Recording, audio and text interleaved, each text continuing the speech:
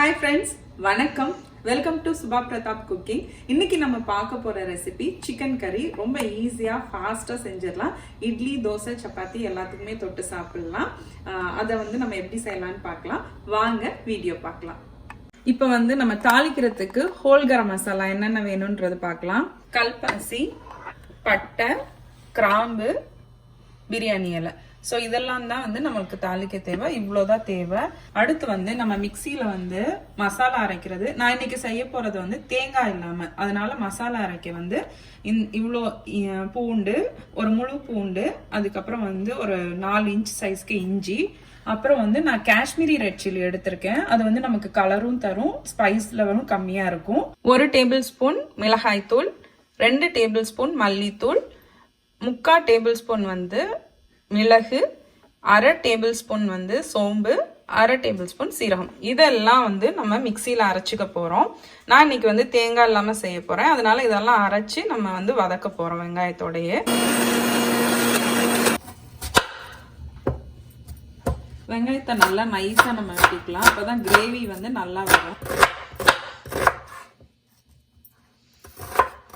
இப்போ நான் 2 பெரிய வெங்காயம் நான் வெட்டி வச்சிருக்கேன். இங்கே 2 பெரிய வெங்காயம் ரொம்ப பெருசா இருக்கும். இப்போ 4 பெரிய வெங்காயம் நம்ம ஒரு சைஸுக்கு எடுத்துக்கணும். அதை பொடியா வெட்டி வச்சிருக்கேன். காரத்துக்கு தகுந்த மாதிரி பச்சை மிளகாய் நீங்க போட்டுக்கோங்க. அப்புறம் கருவேப்பிலை. ஸோ இதை நம்ம ஃபர்ஸ்ட் வதக்கிடலாம். இதை வதக்கும் போதே நான் சிக்கனை வாஷ் பண்ணிட்டு தக்காளியும் வெட்டி வச்சுக்க போறேன். இப்போ நான் இன்னைக்கு யூஸ் பண்ண போறது கடலெண்ணெய் ஊத்திட்டு இப்போ ஹோல் கரம் மசாலாலாம் நம்ம எடுத்து வச்சிருக்கதெல்லாம் போட்டுடலாம். ஹோல் கரம் மசாலா போட்டோன்னே ரொம்ப தீயக்கூடாது. லைட்டா கலர் சேஞ்ச் ஆனோடனே நம்ம ஆனியன் எல்லாம் சேர்த்துடலாம். இப்போ லைட்டா எனக்கு அந்த வாசனை வருது. அப்பெல்லாம் நான் வெங்காயத்தெல்லாம் ஆட் பண்றேன்.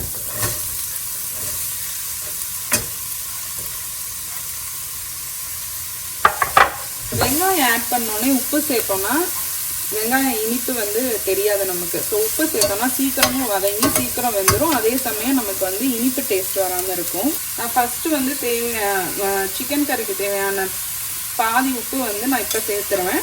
அப்புறம் ஸ்டேஜ் பை ஸ்டேஜ் உப்பு சேர்த்துட்டு வெங்காயம் வதங்குறதுக்குள்ள நான் சிக்கனை வாஷ் பண்ணி எடுத்துக்கிறேன். இப்போ நான் சிக்கனை வாஷ் பண்ணி வச்சுக்கிட்டேன். இப்போ வெங்காயம் ஓரளவு வதங்கியிருக்கு. இன்னுமே நமக்கு கிரேவிக்கு நல்லா அந்த கலர் மாறி அது மசியணும். இப்போ நான் அடுத்து இதுக்கு தேவையான தக்காளியை வெட்டிக்கிறேன். நான் இந்த சைஸ் தக்காளி எடுத்திருக்கேன். இதை நம்ம வெட்டிக்கலாம். தக்காளி நம்ம ரவுண்டா தின்னா வெட்டினா சீக்கிரம் வதங்கிரும். ரொம்ப பெருசா ரவுண்டா இருக்கிற மாதிரி தெரிஞ்சதுன்னா நம்ம அதை ஹாஃபாவும் வெட்டிக்கலாம். ஸோ இந்த அளவுக்கு தின்னா நம்ம வெட்டினா சீக்கிரம் வதங்கிரும். இப்போ வெங்காயம் நல்லா வதங்கிட்டே இருக்கு. இன்னுமே நமக்கு நல்லா வதங்கணும். இப்போ பக்கத்துலேயே இருந்து நான் ஹை ஃப்ளேமில் வச்சு நல்லா வதக்கி எடுத்துக்கிறேன். இப்போ வெங்காயம் நல்லா வதங்கிருச்சு. இப்போ நான் அரைச்சி வச்சிருக்க மசாலா ஆட் பண்ண போகிறேன்.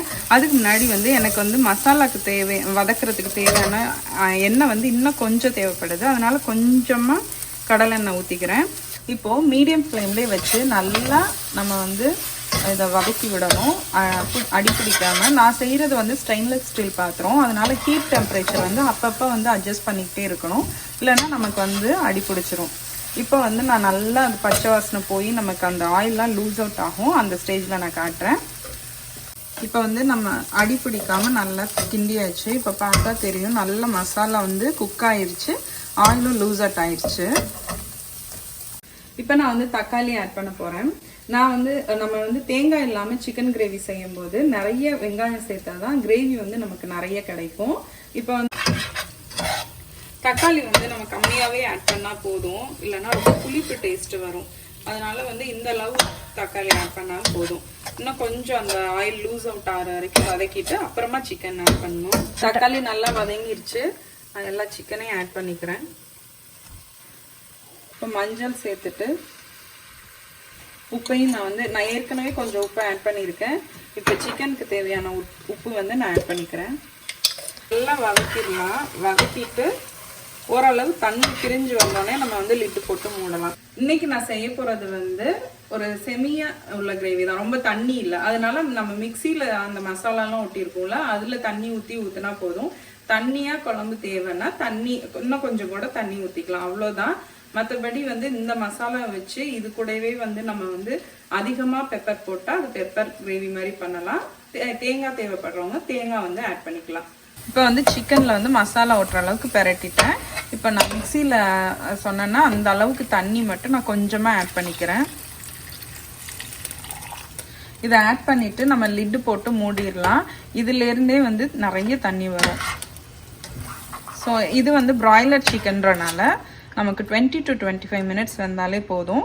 ஸோ இப்போ லிட்டு போட்டு மூடி நடுவில் வந்து நான் கிண்டி விட போகிறேன். இப்போ வந்து 5 நிமிஷம் ஆயிடுச்சு. மூடி எடுத்து விட்டு ஒரு தடவை நம்ம கிண்டி விட்டுறலாம். நம்ம குக்கர்லையுமே அதை வந்து நம்ம விடலாம். நமக்கு டைம் இல்லைன்னா நம்ம குக்கரில் வந்து விட்டுக்கலாம். இப்போ நம்ம வந்து எவ்வளோ வெந்திருக்குன்னு பார்க்கலாம். ஹாஃப் குக் ஆயிருக்கு. ஹாஃப் குக் ஆனதுனால தான் இப்போ எண்ணெய் வந்து பிரிஞ்சு வர ஆரம்பிச்சிருச்சு. திரும்ப கிண்டி விட்டு இன்னும் ஒரு 5 மினிட்ஸ் நான் மூடி போட்டு அப்புறம் ஓப்பனாக வச்சு நான் கிண்டி விடுறேன். இப்போ இந்த அளவுக்கு திக்காக இருக்கிறனால தான் நம்ம அடிக்கடி மூடி எடுத்து விட்டு கிண்டணும். தண்ணியாக இருந்துச்சுன்னா தண்ணி ஆட் பண்ணியிருந்தோம்னா நம்ம ஒரு 10 மினிட்ஸ் ஒன்ஸ் கிண்டினாலே வந்து சீக்கிரம் ரெடி ஆகிடும்.